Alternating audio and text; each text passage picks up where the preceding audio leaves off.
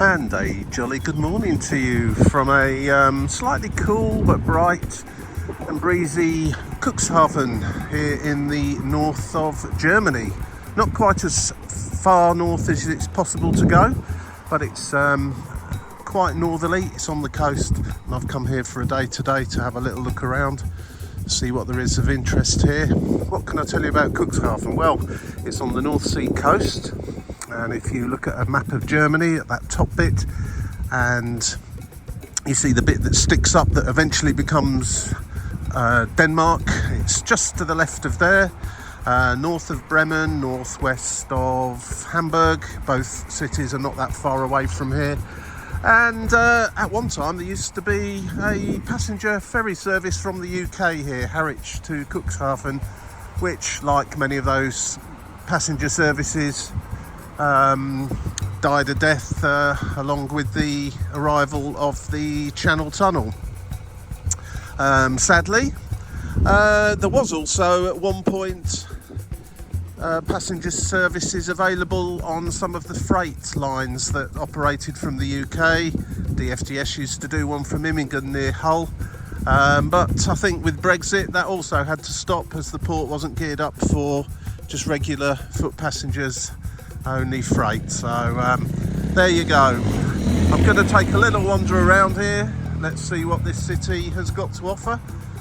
First off is the rather handy map right outside the station here, and we'll have a little circular walk around, see what there is. It is a holiday resort here. It's also a port, so hopefully there'll be some interesting things to see. Right, so here's the plan of action. The main station here, or the station here, is located right in the centre of town. I'm going to have a little wander around the old town area, towards the Schloss, back towards the railway station, and walk out to a place called Kugelbacher. I think I'm pronouncing that correctly. Looks interesting, and the walk seems to take you through some interesting areas out towards the coast, and then grab a bus back to the railway station. All that should take a couple of hours, assuming I don't get lost, of course.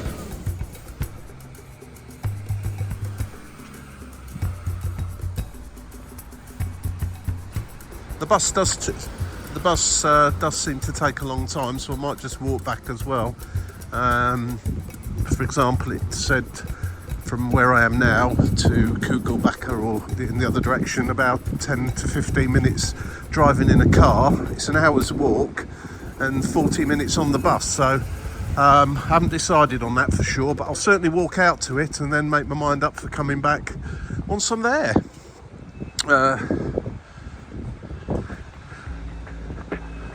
Initial thoughts. Right, well, we've got some cobbled streets, that's always a good start.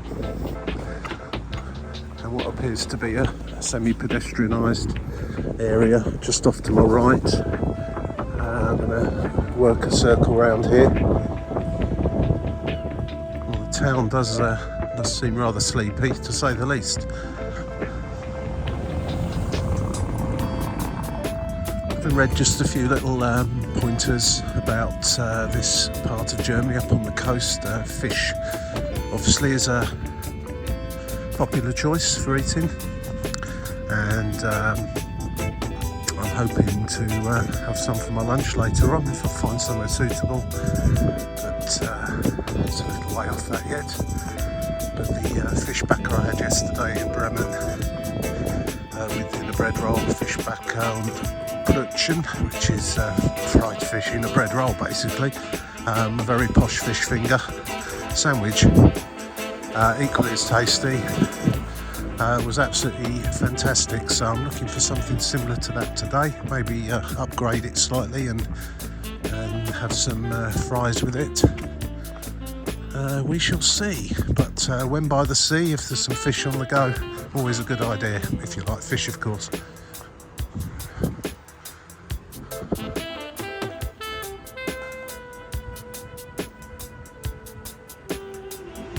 Can't beat a good German Schloss. Some you can have a little look around inside, sometimes for a fee, sometimes not. Quite a few are turned into restaurants or hotels, that kind of thing.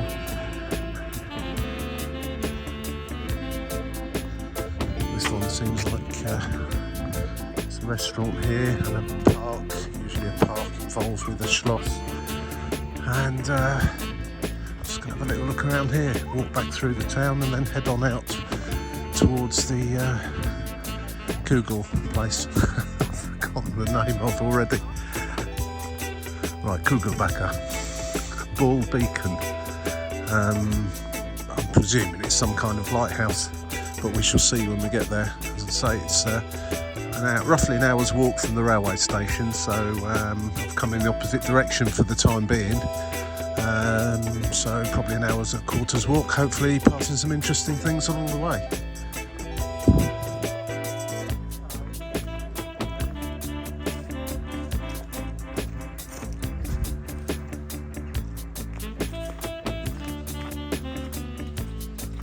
This is a lovely tranquil place.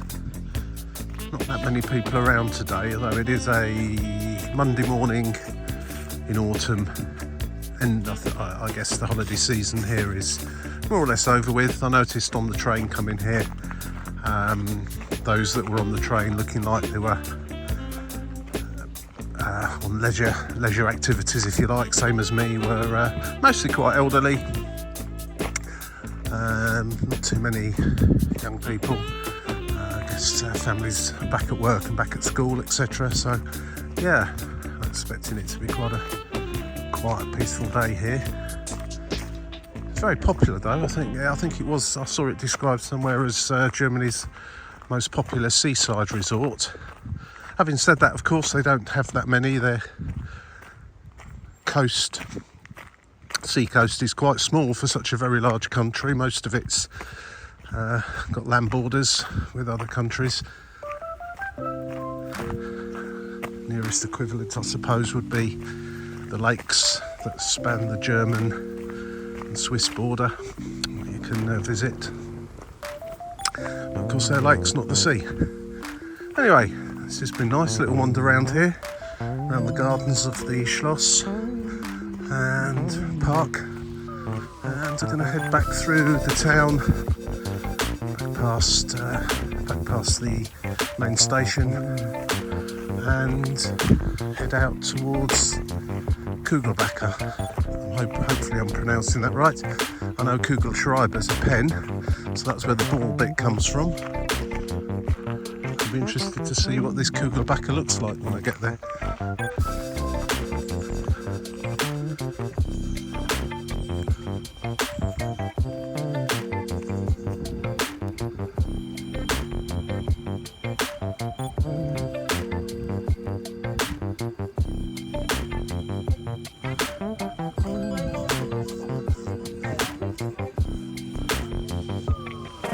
I don't know if it's just me, but whenever you travel to anywhere really that are on the extremity of a country, so here being a good example, but anywhere really, they've always got a different vibe to them than places that are smack bang in the middle of a country or near to the capital city, etc. I'm thinking of places like, say, Cornwall in the UK, the west coast of Wales, when you get north of the big cities in Scotland, up towards the Highlands, and also out in places like East Anglia in England, always have that kind of far away from everywhere feel to them. And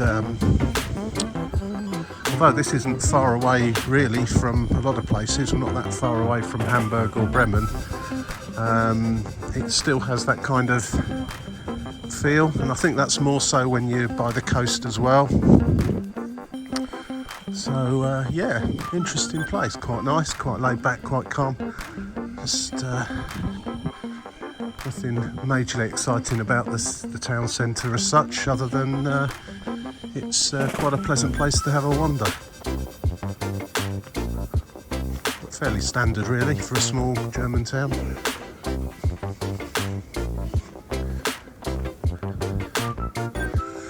Right, so map's set. Let's see where this takes me. I'm going to head out not directly to the Kugelbacher. I'm going to go to where it says the dunes are, and some mention of a fish, I'm not sure it's fish market or fish restaurant or something, so I'm going to head out towards that and then take a walk along the coast to the Kugelbacher. And all of that should take around about an hour and a half, I think. Maybe longer if I'm distracted with things along the way. Seafood restaurant there. Let's just have a little look. See, it looks quite a, how should we put it, not too pretentious or posh. Nice to see their orange EasyJet blankets for outdoor seating as the temperature here in autumn starts to dip a little bit. Oh, even written in English there, fish and chips, $10.90. Whoa, now that definitely sounds promising. Way too early for fish and chips for me, but I'm going to put that on my to-do list as a possible to-do list later on. Okay, let's get moving. Cuxhaven, here we come.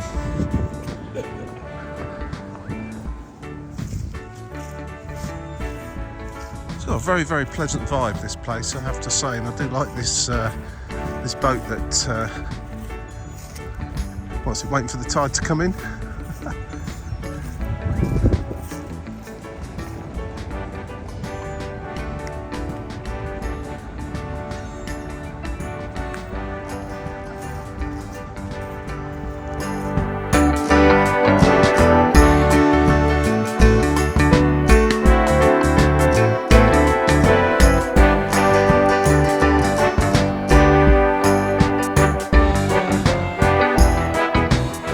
There was a far more impressive version of one of these in Bremen yesterday. If you've seen that video, you'll know what I mean. Yeah, wherever you go, there's these signs that will tell you how far away you are. So 348 kilometres from Berlin, 8,910 from Bangkok, and London, just a mere 650. What are we at? Brown lager, South Pole, 15,995 kilometres, and the North Pole, 4,678. Fantastic, love it. South Pole and North Pole, that's the new one. I guess thumbs up from me for adding that one in. About halfway out to the sand dunes now. Couple of kilometres still to go, and it's quite pleasant out here, albeit next to quite a busy road. It's not a problem though, it's a nice wide footpath, and I can see why there was quite a few people on the train with push bikes, and I saw a couple of places where you could hire push bikes, and yeah, it would be a great place to cycle around here. It's extremely flat, and there's a good network of cycle paths, as you can see right next to me at the moment, and that seems to be the case everywhere I've walked so far.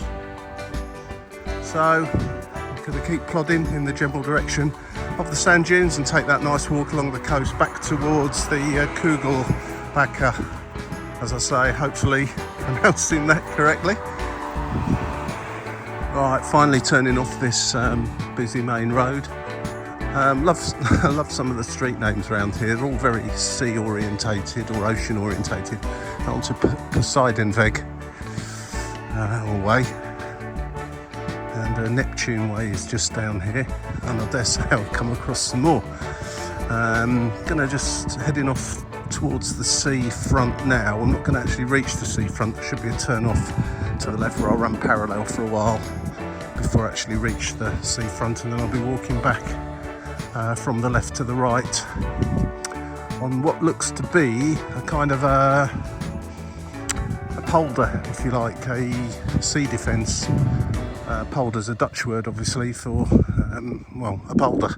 Not sure what the German version of it is, but I guess it's a built-up piece of land or strengthened sand dunes to protect the inland, all these houses and so on, from the sea if they get very high tides or storm surges and so on. I'll have a better look of it once I get over there. I'm going to get to the beginning and walk back towards the Kugelbacher, which is signposted quite frequently actually, so I'm presuming it's worthy of a look. Is it polder? Just thinking about it, it's dikes, isn't it? Dike in Dutch, and I think just quickly looking on the map, which just reminded me, Deich or Deich seems to be the word for it in German. It just shows it on the map, Seedeich, Seedeich. So yeah, so I'm not sure what polder is now. I thought polders were for keeping out the sea as well, but maybe I've got muddled. Might have to look that up actually as I'm ambling along. Right, no. Polder is a low-lying piece of land reclaimed from the sea and would typically be protected by a dike. So there we go. I don't think I'm actually in a polder here, although it is a low-lying piece of land and it is protected by a dike. So anyway, got a big bus full of school children ahead, so I shall switch the camera off for obvious reasons.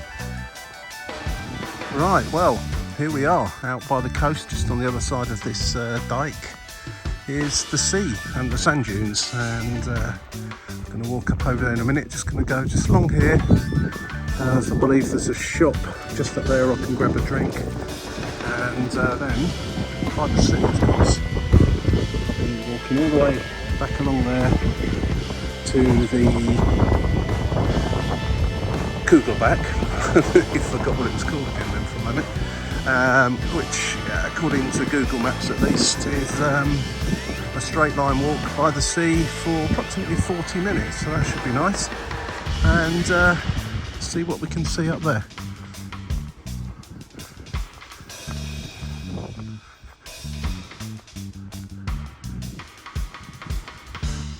Now I've got out to the seafront, there's plenty of places to grab some food along here, drinks, lots of accommodation, hotels and apartments, public loos, all that kind of thing are in abundance. So for some reason when it said sand dunes I was expecting it to be something a bit more wild, but it certainly isn't. It's and it is noticeable that the general clientele along here on today at least is of elderly nature, but perhaps this is the time of year the older generation come here. Presumably prices will be a bit lower. It's outside of the school holidays here, and not so busy, not so hot. It does actually get quite warm here, even though we are on the North Sea in the very northern part, or northern Europe. So I imagine it's a bit like Britain. The weather can be somewhat changeable, but it's a nice day today. It's still a bit overcast, but it's quite warm. Perfect day for walking actually. Nice cool breeze, and yeah, just going to go to this what appears to be the centre of this part of the coast, and go up over onto the beach.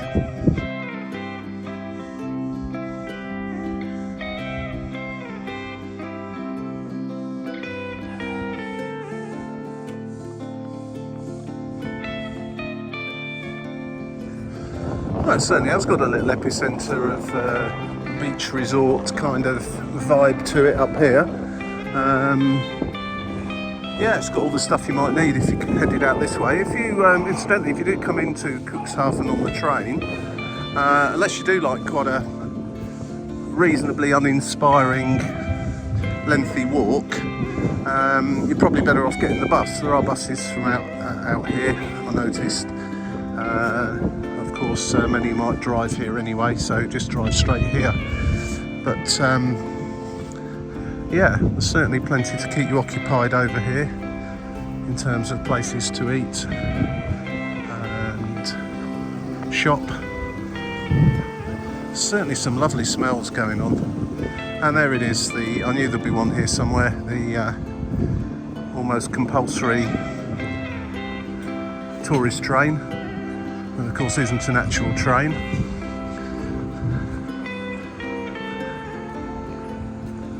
It's very British, that one.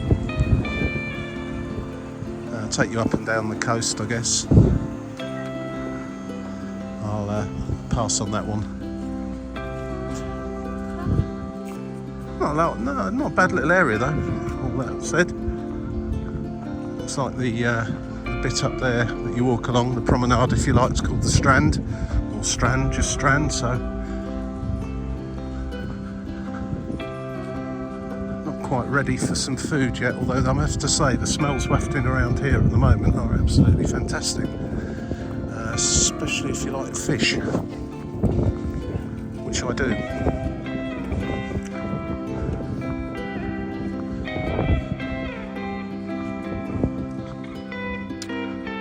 Wow, well, I was expecting to see the sea slightly closer than this. Now, I did read somewhere that walking on the sand flats, if you like, over there is a thing. I can see quite a few people out of there, but I'm guessing you need to know about the tides before you go doing it. Otherwise you could get caught out. I know Morecambe Bay is somewhere similar in that respect, but there you go. So I'm looking due north now. So I point my camera over in that general direction. If you well, once you got to the sea, got a pedalo and kept pedalling, you'll eventually reach the UK, and over there you would eventually reach either an even more northerly part of Germany or eventually Denmark. This is certainly a lovely beach here, and I can see why there is a dike to protect from the sea, because once you get over the other side there, it is more or less at the same level as these sand flats over there. So it wouldn't take much in terms of a tidal surge or strong wind blowing in from the north to send the water right the way over there.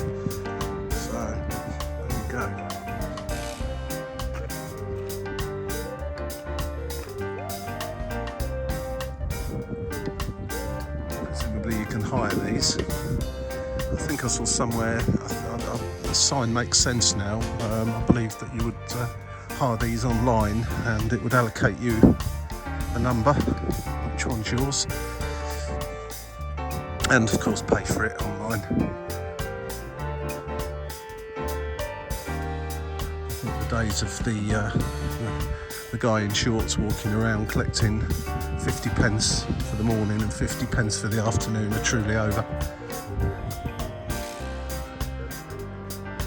Pontoon Cafe, oh yeah, I remember seeing that one. I imagine that starts to float at some point. Looking at the sand though, don't think the tide comes up much further than about where I am now. You can just see the different colour of the sand there, as it's still damp from when the tide was last in, but up here the sand is very much bone dry and not really much in the way of seaweed washed up there, so I'm guessing, and also the fact that the Pontoon Cafe steps only really go in line with where I'm walking now, so I don't think you're ever stranded on board. It'll be a strange experience sat there eating your lunch and then it's suddenly starting to float. That's quite noticeable actually, just some little bit of movement when the water reaches that height, and you can see out there there's a lot of ships there heading in towards Bremerhaven, I would expect. Maybe even Cuxhaven. They're all ports here on the north of Germany, important ports as well. As I say, Germany doesn't have that much coast, so what it does have it has to make the most of, and that's why you see so much industrial shipping going through the big rivers such as the Rhine. Those great big river cargo boats that go up and down the Rhine are quite impressive.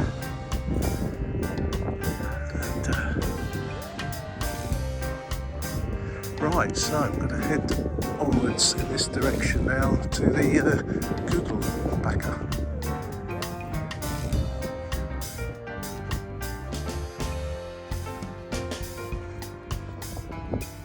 Okay, just spoke to a very friendly local walking their dog along here, and with our mixture of broken English and broken German, yeah, it's quite a tradition to go walking out on the sands here, but you do have to be extremely careful, and the water does come in very quickly. So yeah, a little bit like Morecambe Bay. If anyone's ever been there, they will know what I mean. And although it doesn't look like you would get stranded to the point of it going over your head, it looks like it just comes in very quickly. Unfortunately, it looks like it's going to be a while before that happens, because I was looking forward to seeing one or two of these people leaving it to the last minute and kind of rushing on in, but I don't think that's going to happen. I might just Google to see what the tide times are here, because I'm going to be a little while walking along the coast.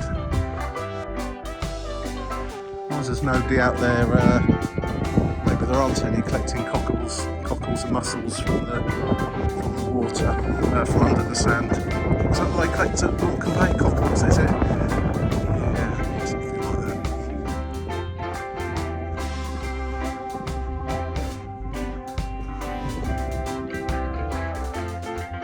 that. Right, well, if Google's correct for today, which I'm sure it is, we're not quite at low tide yet. There's another hour or so for it to reach low tide, which is probably why so many people are out there confidently wandering about. And high tide isn't until about 8 o'clock this evening, so and it's got a tidal range of about 6 feet. That's all, 6 feet. That's not all that much, but certainly if you're less than 6 feet tall,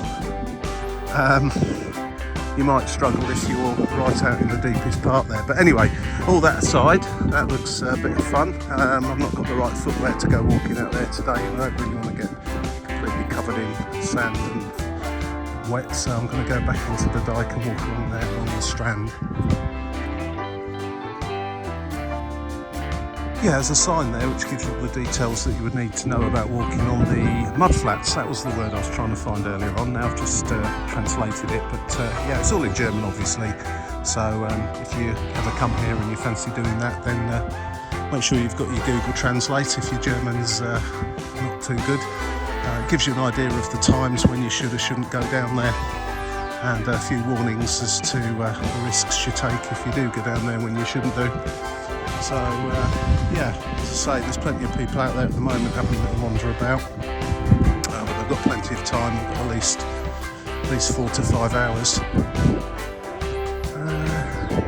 Not see anyone foraging though out there for shellfish or anything, but maybe they are. It's amazing how close the ships are actually to the edge of the mud flats. That one is going into Cuxhaven. Well, once you get away from the mini beach resort area back there where all the hotels were, cafes and that, there's not a huge amount along here.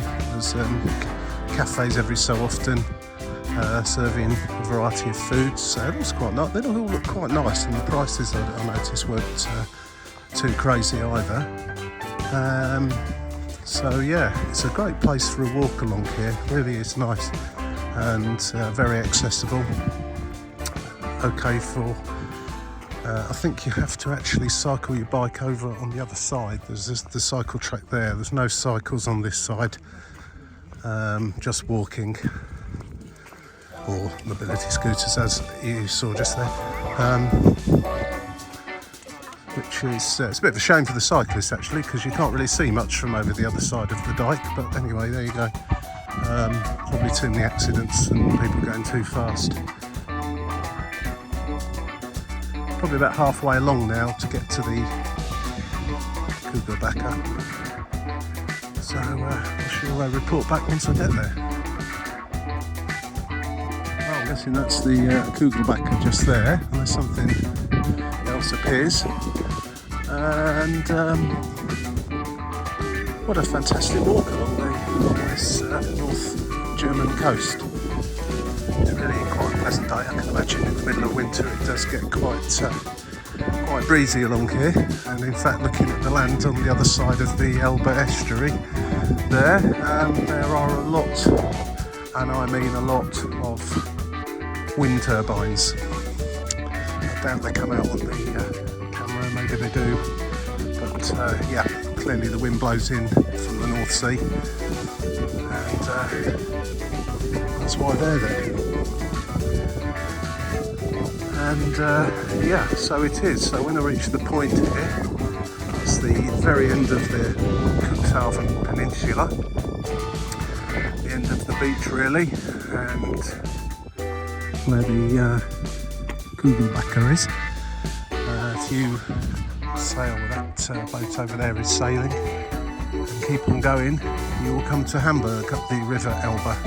And I suspect those larger ships, at least, that were sailing in earlier on, that's precisely where they were heading.